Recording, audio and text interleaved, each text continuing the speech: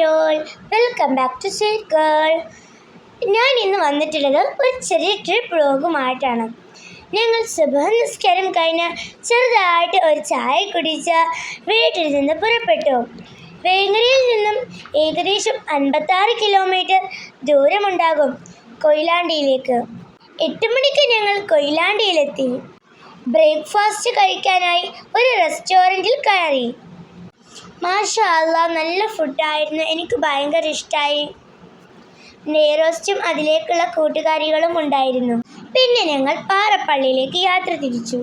8:40 ഞങ്ങൾ ഏറെ ചരിത്ര പ്രസിദ്ധമായ ആ ഒരു തീരത്തേക്ക് ഞങ്ങളും എത്തിച്ചേർന്നു. കോഴിക്കോട് കൊയിലാണ്ടിയിലെ പാറപ്പള്ളി ബീച്ച്.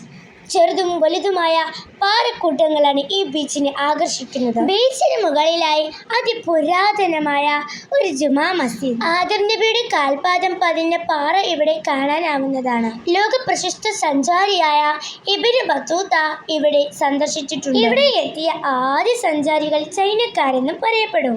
ഇവിടെ നിന്നും ചെവിയോട്ടൽ കേൾക്കാൻ ചരിത്രത്തിന്റെ കടലിടുണ്ട്.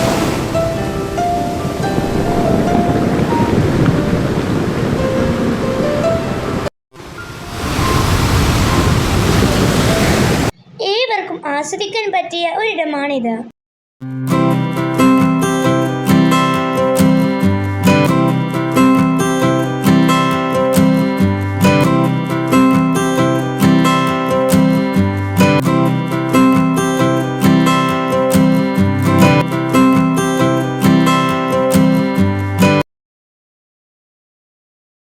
ഞങ്ങൾ അവിടെ കുറേ സമയം ചെലവഴിച്ചു.